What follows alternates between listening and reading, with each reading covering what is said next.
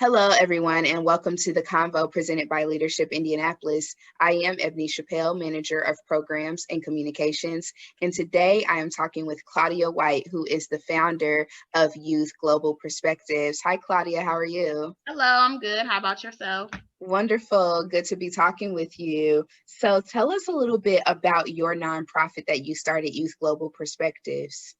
Okay, so Youth Global Perspectives is a nonprofit organization that has been around since 2016. And basically, what we do is we expose young people, mainly high school students, to global experiences, whether it's through national or international travel. And we also have a wide array of curriculum that follows our students with each trip.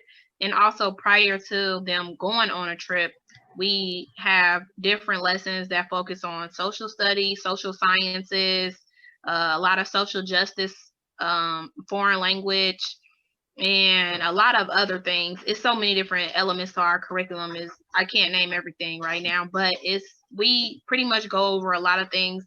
And I would say the crux of our organization is teaching our students that there's more to life than what they see around them, and also exposing them to curriculum that's actually tangible, so they can actually feel it and touch it, and it allows them to be way more engaged in the classroom because they are actually having these live experiences, and it's super experiential, so it's like an experiential learning experience for them. So that's like our number one goal in our program.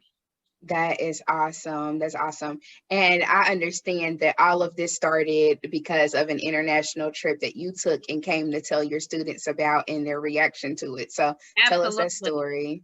So yeah, I studied abroad. I lived in Spain for about 4 months, and after I came back from Spain, I started teaching.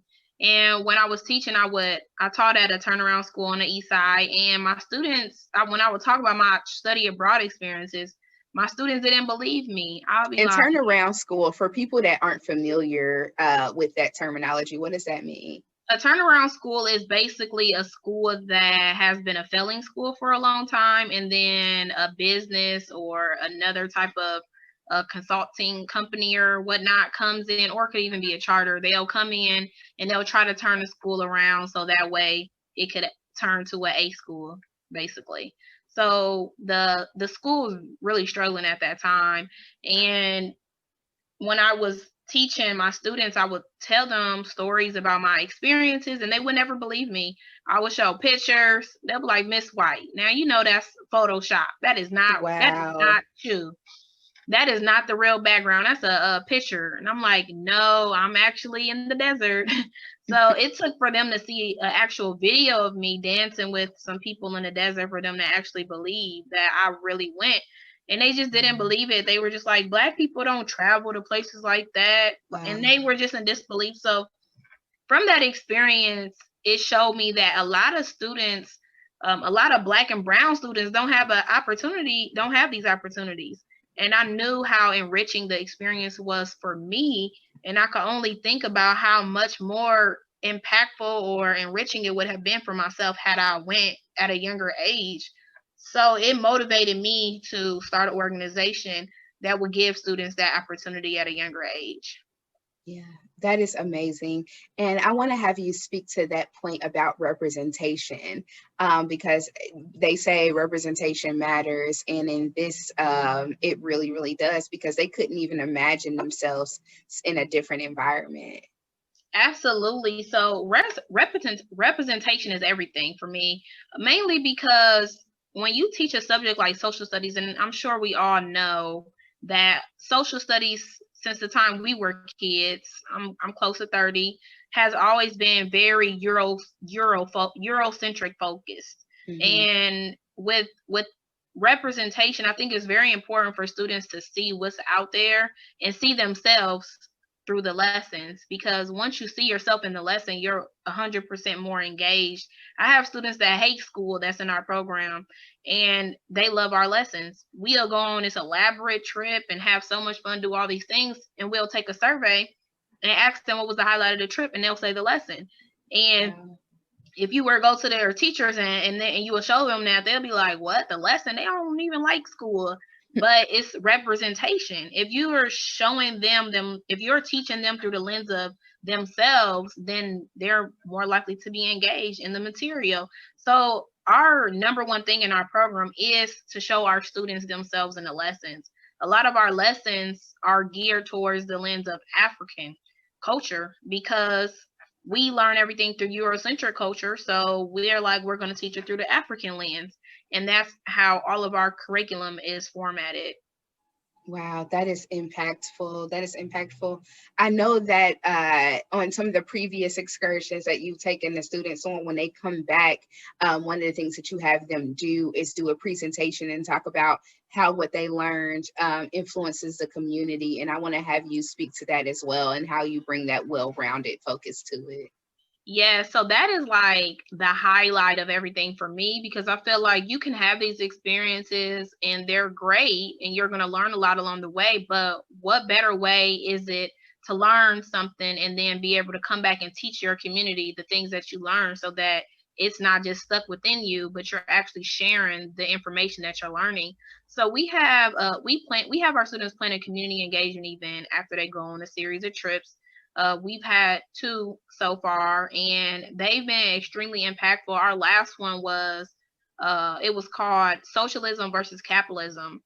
And the reason why our students chose to do that is because we went on a trip to Washington, D.C., and then we went to Washington, D.C. in April of 2018, and then we went to Cuba, July of 2018. When they went to these 2 places, they were just very wowed by the experience. They were like, okay, this is completely different from our country. So when they came back and did their community engagement, they literally taught their families what capitalism and what socialism meant. And it was very interesting because a lot of the parents, I'm going to just say like 90% of the parents did not have a full understanding of socialism. They heard it on the news, they heard all these negative things about it, but they had an opportunity to see it from a different lens and a different perspective from their own children who were teaching it. And these were students from the ages of 14 to 17 who put this event on. And it was a nice event. And they also had a Cuban restaurant cater so that their parents could have a taste of the food that they were eating continuously on that trip.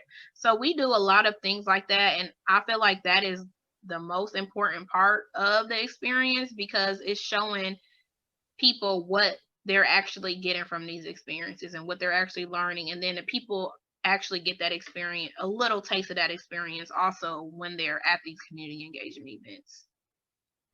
That is awesome. I know that COVID has impacted everything that we do.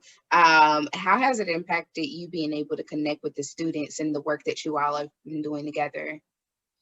So at first, COVID was like a hard pill to swallow. Yeah.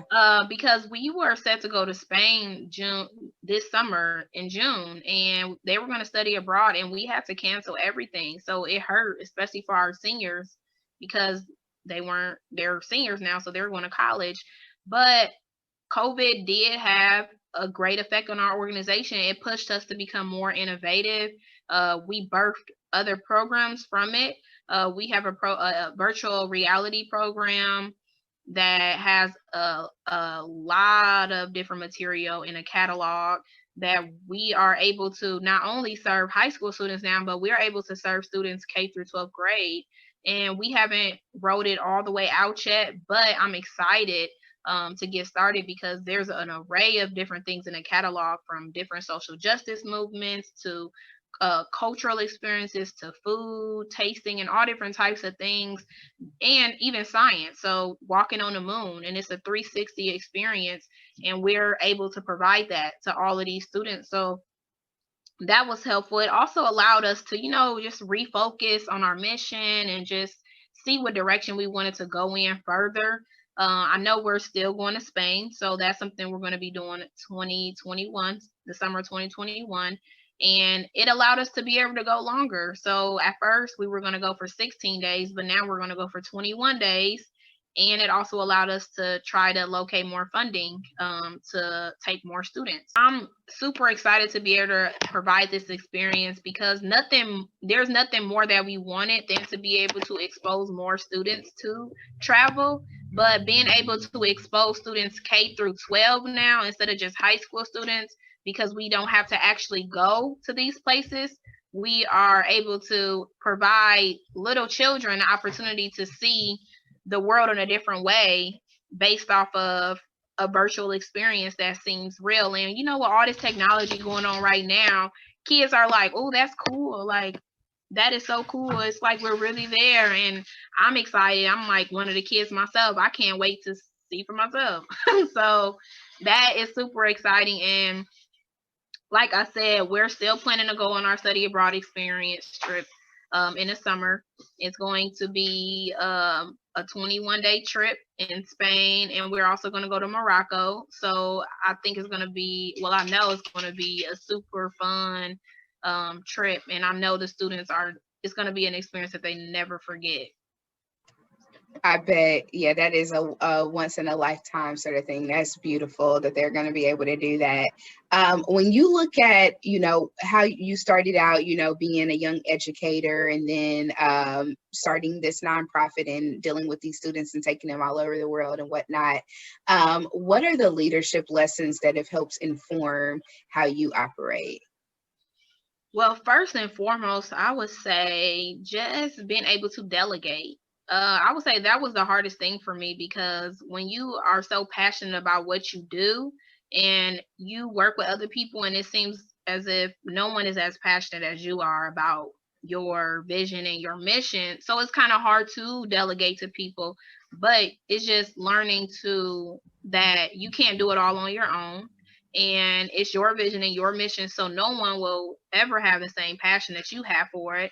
But if people are willing to support you, you have to allow them to support you in the best way that they can, in the best way that you need the support. Or at the end of the day, you're going to drive yourself crazy trying to do too much on your own. And I feel like at the beginning, when I first started, that's what I was doing. And I kind of burnt myself out because I was teaching full time, running this program full time, and it's a lot. So now over time I've learned to delegate and have a strong team so I won't have to do everything on my own. Yeah, that's awesome. And that's something that a lot of people could definitely learn from is that delegation. You are a part of our 2020 nonprofit guide, which is presented in part with Newfields, the Indianapolis Recorder, and Selflessly. What are you looking for in terms of future board membership? So at the present time, we're looking for strong board members that can be strong fundraisers.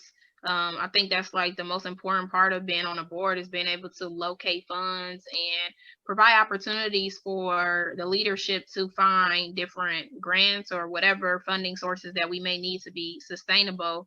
Because as you know, traveling is very expensive. So if we're trying to serve students who don't have money to travel, we need money to travel so they can embark in these opportunities without being fearful that they can't go because they mom trying to keep the lights on. We want them to be able to go stress free without a worry. So I would say board members that are good in fundraising and also a lawyer, someone could help out with the legal process of everything. I think that would be extremely helpful. And then also marketing. We could definitely use someone on our team for marketing.